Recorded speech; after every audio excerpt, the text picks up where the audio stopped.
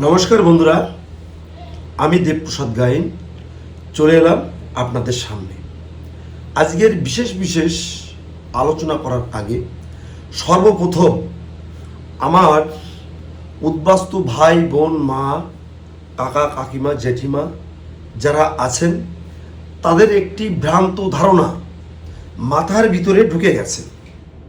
সেই ভ্রান্ত ধারণাটা কি আমি স্পষ্ট করি আগে।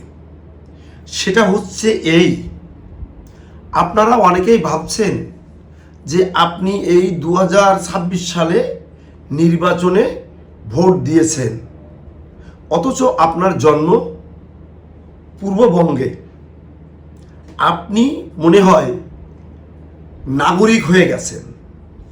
এটা কিন্তু আদৌ সত্য কিছু নেই। আপনি ভাবছেন আপনার ভোটার তালিকায় নাম থেকে গেছে, আপনি এই 26 সালে ভোট দিয়েছেন, তাহলে আপনি মনে হয় নাগরিক হয়ে গেছেন, আপনারা সিএতে আবেদন করতে হবে না।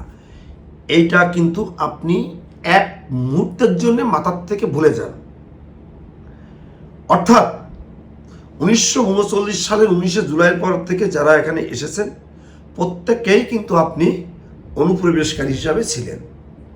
এখন সরকারের নোটিফিকেশন যেটা জারি হয়েছে 2014 সালের 31 ডিসেম্বর পর্যন্ত যারা এসেছে তারা সিএ এর মাধ্যমে নাগরিকত্ব নেবে। আর 24 সালের 31 ডিসেম্বর পর্যন্ত যারা এসেছে তারা কি হবে, তাদের প্রশাসনিক কোনো হ্যারাসমেন্ট হবে না, তারা এখানে থাকতে পারবে। 24 সালের পরে যারা এসেছে তাদেরকে একেবারে বাংলাদেশে পুশব্যাক করে পাঠিয়ে দেওয়া হবে। এখন আপনারা ভাবছেন যে আমি ভোট দিয়েছি তাহলে তুমি নাগরিক হয়ে গেলাম, এটা কিন্তু মোটেই নয়। Aadhaar card, voter card, PAN card, ব্যাংকের বই, জমির দলিল, আপনার চাকরি বাকরি, কোনোটাই আপনি যে নাগরিক তার প্রমাণ বহন করে না। মহামান্য সুপ্রিম কোর্টের স্পষ্ট এটাই আদেশ। তো এখন যারা ভাবছেন যে ভোট দিছি, ভোট দিতে পারলে হয়ে গেল, আর কি লাগবে আমাকে, কয়দিন বা বাস পানে, তো এই সমস্ত না ভেবে সিএতে অবশ্যই আবেদন করবেন। দেখুন, আপনারা এখানে আসার পর Aadhaar card, voter card, ration card, PAN card, ব্যাংকের বই, জমির দলিল, স্কুলের সার্টিফিকেট, ড্রাইভিং লাইসেন্স, কত সার্টিফিকেট আমরা জোগাড় করেছি, কত কাগজ, এসসি কার্ড, কত কি কাগজ আমরা জোগাড় করেছি, তার কোনো ইয়ত্তা নেই। এইগুলো যে আপনাদের কাছে জঞ্জালের মতো আছে, আপনাদের ট্যাঙ্ক ভর্তি, আপনাদের আলমারি ভর্তি, এটা আপনারা ভাবতে শিখুন। কারণ আপনার কাছে যদি সিএ এর মাধ্যমে নাগরিকত্বর সার্টিফিকেটটা না থাকে, ওই কাগজগুলো কিন্তু আপনার কাছে একদিন জঞ্জালের মতোই বোঝা হয়ে থাকবে। এনআরপি এবং এনআরসিতে আপনি কিন্তু একেবারে নেট জালের মতো চেক নিতে যেমন মাছ ধরা পড়ে যায়, আপনি কিন্তু সেরকমভাবে ধরা পড়ে যাবেন। এর বাইরে কিন্তু আর কোনো কিছুই কিন্তু নেই। আমরা বারবার বলি, আর আপনারা ভাবেন যে আমরা মনে হয় আপনাদের সাথে একটু মস্করা করছি, এটা কিন্তু মস্করা নয়।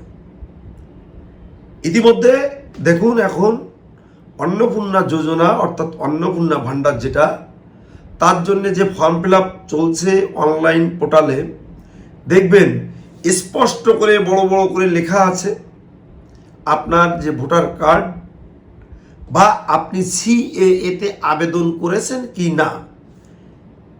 এই যে সিএতে আবেদন করেছেন কি না, এই যে একটি পয়েন্ট, এটা দেওয়ার মানে ওইটা আপনি টিক চিহ্ন দিয়ে দিলেন, আপনার ভোটার তালিকা থেকে নাম কাটা গেছে, আপনি এই লক্ষ্মী ভাণ্ডার পেতেন, অন্নপূর্ণা ভাণ্ডার আপনি পাবেন 3000 টাকা। সেখানে কিন্তু স্পষ্ট এই পোর্টালে কিন্তু এসে গেছে, আপনারা খেয়াল করে দেখবেন ওয়েবসাইটে যখন আপনারা এটা ফর্ম ফিল আপ করবেন, আপনি সিএতে আবেদন করেছেন কি না, করলে ইয়েস। ওখানে বলেনি যে আপনি সিএ এর মাধ্যমে সার্টিফিকেটটা পেয়েছেন কি না। অর্থাৎ সার্টিফিকেট অনেক পরের ব্যাপার। আপনি যদি সিএএতে আবেদন করেন তাহলে ওটা আপনি টিক চিহ্ন দিবেন, আপনি কিন্তু অন্নপূর্ণা ভাণ্ডার 3,000 টাকা পাবেন। এটা কিন্তু আপনাদের ভাবতে হবে এবং বুঝতে হবে। আমাদের মাননীয় মন্ত্রী অগ্নিমিত্রা পল উনি কিন্তু বলেছিলেন যে যারা সিএতে অ্যাপ্লিকেশন করেছে তারাও লক্ষ্মী ভাণ্ডার এবং অন্নপূর্ণা যোজনার যে ভাণ্ডার সেটা পাবেন। তো আপনারা আমাদের কথা শোনেন না, কি করব, আমাদের কি করার আছে? 3 বছর বলতে বলতে গলার সুর ভেঙে যায়, গলার স্বর বেরোয় না। তারপরও আমাদের এই উদ্বাস্ত মানুষগুলো আপনারা কেন বুঝতে চান না? আমি তো বিন্দু বিসর্গ কিছুই বুঝি না। দেখুন, ভারতের মহান সরকার, মানবতার সরকার, তারা কিন্তু সিএ এর মাধ্যমে আমাদেরকে নাগরিকত্ব দিয়ে এদেশের থাকার ব্যবস্থা করে দিয়েছে। 2014 সালের 31 ডিসেম্বরের ভিতরে যারা এসেছে তারা কি করবে? তারা সিএতে আবেদন করে নাগরিকত্ব নেবে। তারপরে বলেছে একটা নোটিফিকেশন জারি করে 2024 সালের 31 ডিসেম্বরের ভিতরে তারা যেভাবে এসেছে এখানে আছে তাদেরকে প্রশাসন হ্যারাসমেন্ট করবে না, ডিস্টার্ব করবে না, ফরেনার একটা কেস হবে না। তারা এই মহান ভারতবর্ষে বসবাস করবে, থাকবে। তাদের জন্য সরকার পরবর্তীতে চিন্তা ভাবনা করবে। কিন্তু আমাদের দুঃখের জায়গা, কষ্টের জায়গা, বেদনার জায়গা সেটা হচ্ছে মহামান্য মুখ্যমন্ত্রী শুভেন্দু অধিকারী মহাশয় যেটা বলেছেন, আমাদের হৃদয়ে রক্তক্ষরণ শুরু হয়েছে অনেক উদ্বাস্তু মানুষের। সেটা হচ্ছে 2024 সালের পরে যারা এসেছে তাদেরকে এখান থেকে অ্যারেস্ট করে বাংলাদেশে পাঠিয়ে দেওয়া হবে। এটা যেমন আমরা শুনতে পেয়েছি, আমাদের হৃদয়ে রক্তক্ষরণ শুরু হয়েছে। আমরা যারা হিন্দু, বৌদ্ধ, খ্রিস্টান, শিখ, জৈন, ফর্সি এই 6 সম্প্রদায়ের মানুষকে যেন কোনো প্রকারে কোনো দিন তারা বিপদে পড়ে এখানে আসে, এদেরকে যেন এই মহা অনুভবতার সরকার, মানবতার ফেরিওয়ালা এই শুভেন্দু অধিকারী মহাশয় তিনি যেন এই হিন্দুদের কোনো প্রকারে এখান থেকে আবার সেই বদ্ধভূমিতে অর্থাৎ বাংলাদেশের ওই সমস্ত মোড়ল মাতব্বরদের ভিতরে ঢুকে না দেয়। তাহলে কি হবে? আমাদের হিন্দু মা বোন, হিন্দু ভাই যারা আছে তাদের হয়তো অনেকের গর্দান কেটে দেবে, অনেক মা বোন তাদের সম্ভ্রম হারাবে, তাদের ইজ্জত নিয়ে তারা আর বাঁচতে পারবে না। অনেক মা বোনদের তুলে নিয়ে গিয়ে তারা ধর্মান্তর করবে, তারা সেখানে নিকা করবে, শাদী করবে। এর অর্হ অনেক প্রমাণ আমার কাছে আছে। অনেকে পালিয়ে চলে এসেছে, আমার ফোনের ভিতরে আছে, তার বোনটাকে হয়তো তুলে নিয়ে গেছে। অনেকের এমন আছে, অনেকের বউকে তুলে নিয়ে চলে গেছে, জোর করে বিয়ে করেছে। এমন আছে বিয়ের বাসর রাতে তুলে নিয়ে চলে গেছে। এমন আছে স্বামীর সামনে স্ত্রীকে ফুলসজ্জার রাতে ধর্ষণ করেছে। আমাদের কাছে প্রমাণ আছে, আজকেও প্রমাণ দিতে পারি। বেশি দূরে যেতে হবে না, তারা রাতের অন্ধকারে বাড়ি ঘর সব কিছু ফেলে রেখে সেই ধর্ষিতা মাকে নিয়ে রাতের অন্ধকারে পালিয়ে এই ভারতবর্ষে চলে এসেছে। বেশি দূরে থাকে না, উত্তর 24 পরগনার বামুনগাছিতেই থাকে। যদি প্রশাসনিক কেউ জানতে চান, বুঝতে চান, দেখতে চান, শুনতে চান, আমি নিয়ে যেতে পারি। করুণ ইতিহাস, বেদনা বিধুর, যেটা অব্যক্ত যন্ত্রণা। প্রত্যেকটা দিন, প্রত্যেকটা মুহূর্ত সেই সমস্ত মা, সেই সমস্ত বোন যারা তাদের কর্তৃক নির্যাতিত হয়েছে, ধর্ষিত হয়েছে, তাদের দুঃখ, তাদের যন্ত্রণা, তাদের কষ্ট, তাদের কান্না আমরা এই সিএএ করতে এসে আমরা দেখেছি, বুঝেছি, শুনেছি। তাই মহা অনুভবতার সরকার, মানবতার ফেরিওয়ালা আমাদের এই রাম রাজত্বের যিনি এখন ধনুধারী তাকে বলবো, মাননীয় শুভেন্দু অধিকারী মহাশয়, আপনি অন্তত আমাদের বাংলাদেশ থেকে আগত হিন্দু মা বোন ভাই, তারা যেদিন এই দেশে আসবে সেদিন থেকে যেন তারা এখানে বসবাস করতে পারে। আপনার প্রশাসন, আপনার দেশের প্রশাসন যেন আমাদের এই মা ভাই বোন এদেরকে যেন ডিস্টার্ব না করে, এদেরকে ধরে যেন পুশব্যাক না করে, এদেরকে ধরে যেন বিভিন্ন জেলে ঢুকে না দেয়। এখনও এই পশ্চিমবঙ্গের অনেক জেলে আমার বাংলাদেশি হিন্দু মা বোনরা এখনও আছে। এই চোরের সরকার তাদেরকে অ্যারেস্ট করে এই পশ্চিমবঙ্গের বিভিন্ন জেলে জেলে তাদেরকে রেখেছে। তারা এখনো জামিন পায় না, তারা এখনো সেই সমস্ত জেলে আছে। বাংলাদেশ থেকে এসেছিল তারা অন্তত একটু বাঁচার জন্যে। অনেকে বাংলাদেশ থেকে আমাকে ফোন করে, দাদা ওখান থেকে চলে আসব, আসার পরে ধরে যদি ভারতের জেলে কোথাও রেখে দেয় তাও থাকবো, তাও আমাদের জন্য শান্তি। ভারতের সরকার এবং পশ্চিমবঙ্গের মাননীয় মুখ্যমন্ত্রীকে বলবো, আপনাদের যদি মানসিকতা এইরকম থাকে যে বাংলাদেশ হিন্দু শূন্য হয়ে যাবে জায়গা দিলে, তাহলে আপনারা আমাদের সহযোগিতা করুন, আপনারা আমাদের সহযোগিতা করুন। আমি বলছি বাই ক্যামেরায়, আমরা আমাদের বাংলাদেশের কয়েকটা জেলায় হিন্দু ভূমি করার মতো যোগ্যতা আমাদের আছে। আপনারা আমাদের সহযোগিতা করুন। আপনাদের সেনাবাহিনী লাগবে না আমাদের। আমরা প্রত্যেকটি সনাতনী উদ্বাস্তু, প্রত্যেকটি মতুয়া সম্প্রদায়ের মানুষ, আমরা প্রত্যেককে একজন আমাদের জায়গায় আমরাই যোদ্ধা। হ্যাঁ, আমরা পারি। ওরকম কয়েকটা জেলা আমরা দখল করার যোগ্যতা আমার উদ্বাস্ত মানুষের আছে। আপনারা আমাদের সহযোগিতা করুন। আমরা এসে আপনাদের ভারতের জিওগ্রাফি বদল করে দেব না, বদলে দেব না, কথা দিচ্ছি। আপনারা আমাদের সহযোগিতা করুন। ইন্দিরা মুজিব যে চুক্তি ছিল সেই চুক্তি আপনারা বাস্তবায়িত করুন। যে জেলাগুলো আমাদের দেওয়ার কথা ছিল সেই জেলাগুলোতে আমাদের আলাদা একটা করিডোর করে দিন। আপনারা দরকার হয় নিয়ন্ত্রণ করুন। 1 মিনিট 1 সেকেন্ড এই যে ঘরে বসে আছি এখান থেকে একটা পিন, তার কাটার পিন এখানে ফেলানো থাকবে, নিয়ে যাব না, কথা দিচ্ছি। শুধু আপনারা আমাদের সহযোগিতা করুন, আমরা বুঝে নেব আমাদের ভূমি কিভাবে দখল করতে হয়। আমরা কিন্তু অতটা দুর্বল নই। আমরা দুর্বল ওই এক জায়গায়, যখন আমাদের মা বোনদের গায়ে হাত পড়ে তখন তাদেরকে বাঁচানোর জন্য আমরা এই কাঁটাতারের বেড়া ডিঙিয়ে আমরা এখানে চলে আসি। যখন আমাদের ছোট বাচ্চাদের ধরে নিয়ে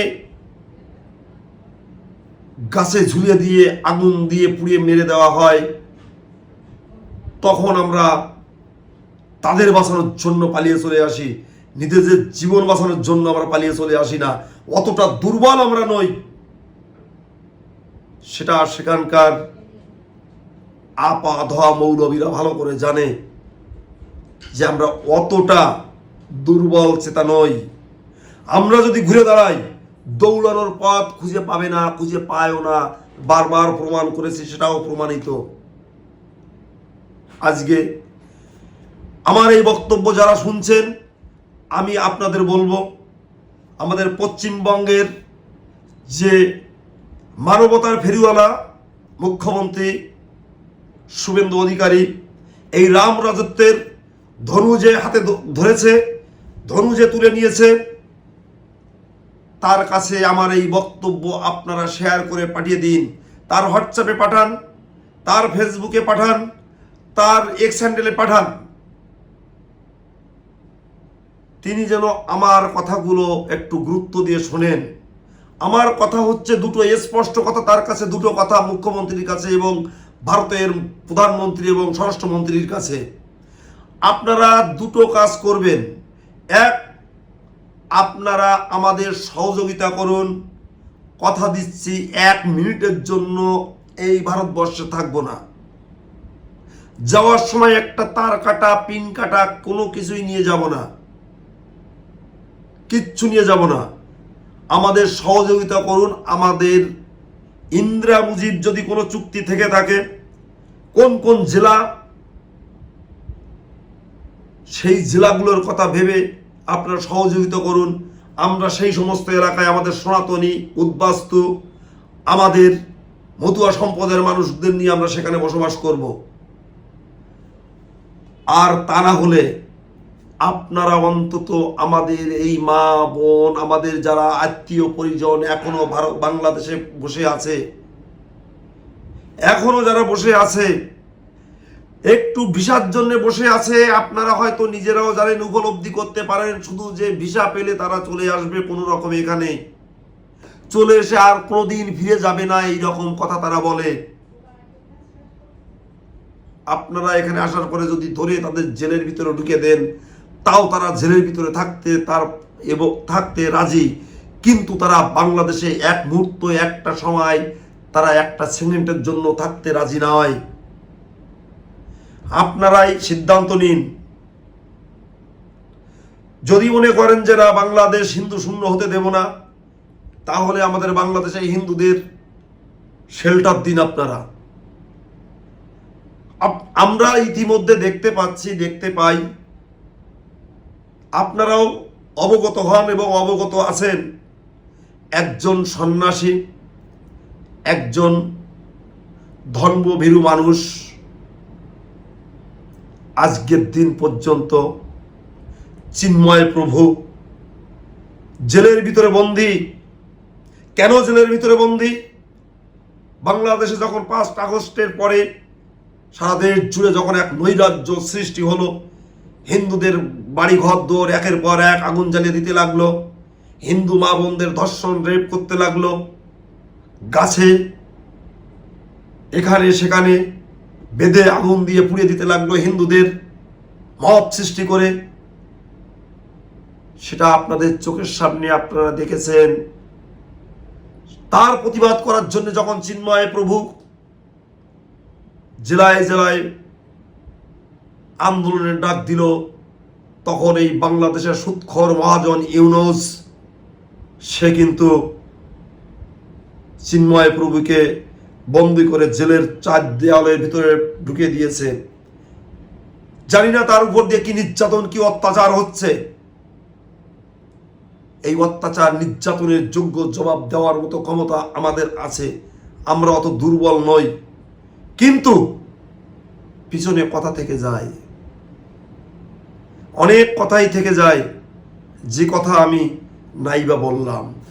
করজোড়ে আমি মুখ্যমন্ত্রী শুভেন্দু অধিকারী মহাশয় এবং এই দেশের প্রধানমন্ত্রী এবং স্বরাষ্ট্রমন্ত্রীর কাছে অনুরোধ, আপনারা মানবতার ফেরিওয়ালা, মহা অনুভবতার সরকার আপনারা হয় আমাদের এই উদ্বাস্তু নবশূদ্র সনাতনীদের বাঁচান, যারা এখনো পূর্ববঙ্গে পড়ে আছে, হয় সেখানে শক্তপোক্ত হয়ে থাকার ব্যবস্থা করে দিন। তা না হলে তাদেরকে আপনারা একটু জায়গা দিন। আপনাদের তো কত জায়গা ফেলানো আছে, কোনো জঙ্গলের এক কর্নারে ফেলে রাখুন, তাতেও কিন্তু আমাদের মানুষগুলো অন্তত বেঁচে থাকবে, মনে শান্তি নিয়ে, একটু স্বস্তি নিয়ে, শান্তির নিঃশ্বাস নিয়ে। আমার এই প্রতিবেদন বাংলাদেশ, ভারত, তাছাড়া এই দেশের বাইরেও প্রচুর লোকে দেখেন, আমি জানি। আপনাদের বলবো, হাত জোড় করে বলবো, আমার এই প্রতিবেদনটি প্রধানমন্ত্রী, স্বরাষ্ট্রমন্ত্রী এবং এই রাম রাজত্ব এবং এই রাম রাজ্য, যেটা পশ্চিমবঙ্গ, যে রামের হাতে বর্তমান তীরধনু আছে, মাননীয় শুভেন্দু অধিকারী মহাশয় তার হোয়াটসঅ্যাপে পাঠান, তার ফেসবুকে পাঠান, তার এক্স হ্যান্ডেলে পাঠান। এই বক্তব্য তিনি শোনার পরে যদি আমাদের উদ্বাস্তু সনাতনী, আমাদের যে সমস্ত মানুষগুলো আছে, তাদের পাশে তিনি যেভাবে আছেন আরও একটু এগিয়ে এসে দাঁড়ায়, সেটাই আমরা তার কাছে আবেদন জানাবো। 2024 কোর্ট আপনারা করবেন না। যে সমস্ত মানুষগুলো রাতের অন্ধকারে নদী সাঁতরিয়ে, গাং সাঁতরিয়ে, জঙ্গল সাঁতরিয়ে এই বিজিবি এবং বিডিআর দুদেশের যে বাহিনী আছে তাদের গোলাবারুদের মুখেও তারা কিন্তু পালিয়ে চলে আসে কাঁটাতারের বেড়া দিয়ে, নদী সাঁতরিয়ে, জঙ্গল পেরিয়ে, শুধু এখানে আসে একটু সম্মান নিয়ে বাঁচার জন্যে। বন্দুকের গুলি ভয় পায় না। কেন পায় না? যে একবার যদি আমি যেতে পারি ওখানেই থাকবো। যাই হোক বন্ধুরা, ভিডিওটি আর বড় করছি না। আপনারা যে যেখানে আছেন প্রত্যেককে বলবো আপনারা সিএএ-তে আবেদন করবেন, ভারতের নাগরিকত্ব অর্জন করবেন। এটাই আপনাদের কাছে আমার করজোড়ে অনুরোধ। আপনারা সবাই ভালো থাকবেন, সুস্থ থাকবেন, সুন্দর থাকবেন। সকলের চরণে আমার প্রণাম।